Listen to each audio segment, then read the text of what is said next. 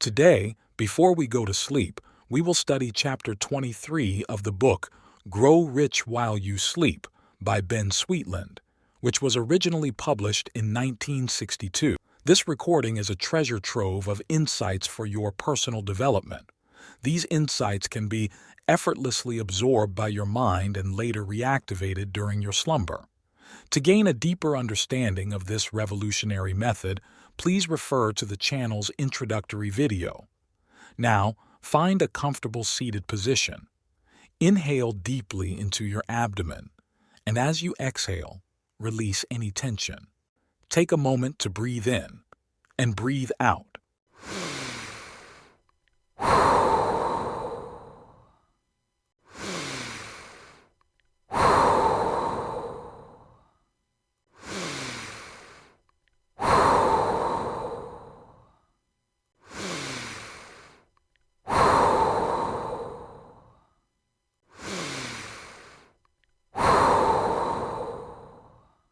Now pay close attention and listen carefully with total concentration. Grow rich while you sleep. Chapter 23. ELECTROSONIC, Means of Aiding You. Some people have difficulty in gaining good from self-help books because they follow through with an attitude of wishing instead of knowing. This attitude is quite understandable. For example, you may be living in very humble circumstances and may aspire to have a better home, nicely furnished, a new car, money in the bank, etc. In order to follow the teachings of many self-help book authors, you are asked to see yourself as enjoying the objectives you are striving for, instead of viewing the conditions which exist. There is a conflict. The picture of reality is so graphic in your mind, it often neutralizes the picture you are attempting to establish. Throughout this book, you have been told that you should retire at night with thoughts pertaining to your objectives, not the things you desire to change. And when you do this, things happen. You are putting the forces of nature to work for you. In the cases where people report failure in obtaining what they want, it is because the thoughts they hold are based on wishes instead of faith. If, for example, they are seeking advancement in their work, they will think about the condition they want, but their thoughts will be more like wishes than a firm belief that the desired objective will come to fruition. To prevent this element of failure, several companies have brought into the market courses containing series of recorded conditioning messages which come to you while you sleep. A repeating phonograph coupled to a timer is used. An under-pillow speaker, about the size of a woman's powder puff, is placed under the pillow with the volume turned down so low that the sound is barely audible while the user is awake. The recommendations by many in this field are to set the timer for 3 periods during the night, for 30 minutes at the time of retiring, 15 minutes during normal sleep, and 15 minutes just prior to awakening. The use of the instrument is based on the fact that the creative mind, normally thought of as the subconscious mind, never sleeps and is susceptible to suggestions while the conscious mind is in abeyance or asleep. There is a similarity between this method of nocturnal learning and hypnosis. With hypnotism, the conscious mind is placed in abeyance through induced sleep. With sleep learning, the suggestions are given during natural sleep. Whether or not the subconscious mind will accept suggestions during deep sleep as it will during hypnotic sleep is questioned by many psychologists. It is doubtful, however, if many people do reach the state of deep sleep. As a safeguard, to make certain that the suggestions will be given at the right time, the above program is given. This schedule gives the sleeper the message as he goes to sleep while he is asleep and just before he wakes up.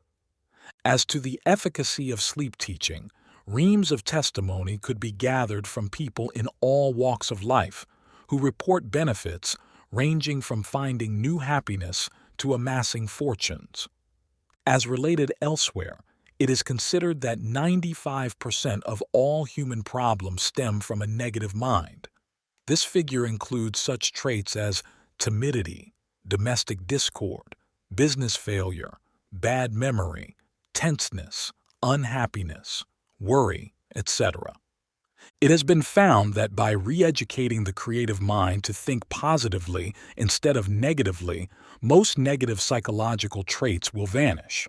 If a night recording were produced intended to focus one's attention entirely on positive thinking, it would be of great value and would help to dispose of the above traits and many more.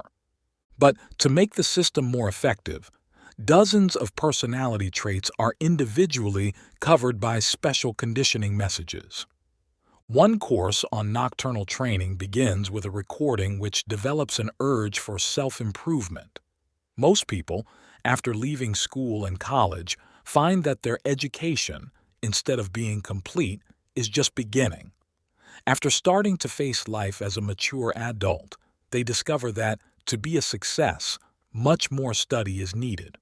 Many will take home courses, or go to the library for books, or subscribe to certain magazines, but most of this study is undertaken because they feel they should study. Under such circumstances, it is doubtful as to the amount of good these people will gain from their work. If, on the other hand, they have an urge to study, they will enjoy and remember everything they read. Each new fact learned will give them a thrill. A school teacher, after spending a week with the recording I just mentioned, reported that it was like lifting a veil from her consciousness. Reading and study became fun. Everything she read was crystal clear, and no extraneous thoughts interfered with her concentration. Timidity is also being treated by sleep teaching. Timidity in most cases is a form of self-consciousness. One's thoughts will dwell upon himself, fearing he will not make a good impression. The purpose of the nocturnal conditioning message is to build within the mind the thought that one enjoys being with people, talking to people, and helping people. A case came to my attention of a girl so timid she would be extremely uncomfortable when with a group of people. She acquired a course involving sleep teaching. Among the many conditioning records was one on overcoming timidity. She was invited to a party, and after returning home, she realized that, for the first time, she had had a good time and had contributed to all conversations. Her timidity had faded away. Success, as you have learned, is a matter of awareness. As soon as one can see himself as a success, he begins manifesting success. A large part of this book is devoted to showing you how to build a success consciousness which will assure your success. It is too good to be true, many will think. To be able to change your things by changing your thoughts is hard to believe. True, one will want success, and will, most likely, try to gain a success attitude. But beneath it all is the doubt that he will achieve the coveted possession, success. A recorded conditioning message implanting in one's creative mind, while his conscious mind is asleep, the fact that he is a success will have a definite tendency to eliminate doubt. One will awaken to the fact that he is a success, and regardless of what his present circumstances may be, he will know that he will be guided in thought and action to do the things which will manifest success. An insurance salesman who was making a living and no more, after using the nocturnal success record for a little over a week, tackled his work with such verve it was not long before he had tripled his sales. It is simple to explain the reason for such a meteoric rise in sales.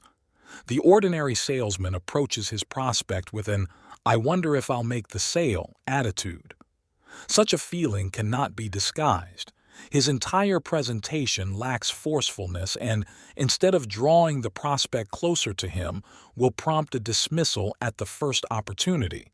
One fired with a success awareness confronts the prospect with such a warm, confident attitude that the prospect actually enjoys talking to him, and if the product or service is something he can use to advantage, he will sign on the dotted line. Shortly before writing this, I became interested in a new piece of equipment which had come on the market. I talked to a salesman on the phone and told him if he wanted to drop in and give me a demonstration, I would permit him to do so. I warned him, however, that I was not ready to make a purchase and that he need not expect to carry an order away with him. With such an understanding, a demonstration was arranged. The salesman who called upon me was a young fellow, but one who was an outstanding success not only in his consciousness, but in his record of sales. After the salesman had convinced himself that I could be benefited by the use of his equipment now, he started in to lead me, step by step and without pressure, to the point of signing his order blank. An ordinary salesman would have accepted my statement to the effect that I was not ready to buy at this time and would have given the demonstration without exerting any effort in closing a sale. Some of the other subjects covered in the courses on nocturnal education are building a retentive memory, art of relaxation, developing a likable disposition, developing a creative mind, making your mind keep you young, how to become a great salesman, etc. Children can benefit. A recording designed to cause children to be obedient, respectful, and polite has, in many cases, proved most effective. Some parents, whose children had been unruly, claimed this nocturnal message helped them to avoid traveling the road leading to delinquency. Causing children to enjoy their studies is the title of a recording which is doing much good. It is easy to do the things we like to do. The child who enjoys his lessons will make better grades than the one who goes through the motions of learning because he has to do so. Learn languages nocturnally. Many thousands of people have learned various languages through lessons which have been printed and recorded. Words and sentences are given in printed form, and the correct pronunciation is recorded. It has been found that by studying a lesson before retiring, then listening to it subconsciously during sleep, the student can fix it in his mind much sooner than if he studied during the daytime alone. It has been said that a student of a language course, by using the nocturnal phonograph in addition to the daytime study, will gain as much in 4 months as is usually acquired in a year. Nocturnal courses not necessary for success. An individual can do everything consciously that he can through the aid of nocturnal equipment. If everything in this book, up to this chapter, is accepted and acted upon, this chapter is unnecessary. The nocturnal courses are for those who cannot separate wishing from knowing. When a truth is embedded in your creative mind, without interference from a doubtful conscious mind, it becomes effective. This is the main reason for the existence of sleep learning courses. But if you have been thinking as you read, you will be gaining the full benefits of this book on a do-it-yourself basis. The owner of a popular gymnasium told me that, as effective as his training courses are, he does not do a thing for one member that he cannot do for himself. The big question is, will he do it? If a man pays his money and takes the time to visit a gymnasium, he will, most likely, follow instructions and gain much good. End of chapter 23. Take a moment to breathe in and breathe out.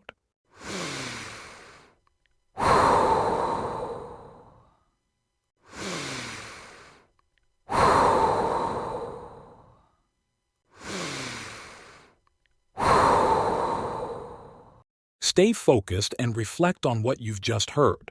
In the comments section, share the main message or key takeaway you've gleaned from this recording. This simple task will aid in your reflection and internalization of the information. Remember, repetition is the key. By playing this recording every night before sleep, you're instructing your sleeping mind on what to consolidate. Once you've completed this, head to bed immediately and let your subconscious mind work its magic. Don't forget to subscribe to the channel and hit the notification bell to stay updated with our latest content.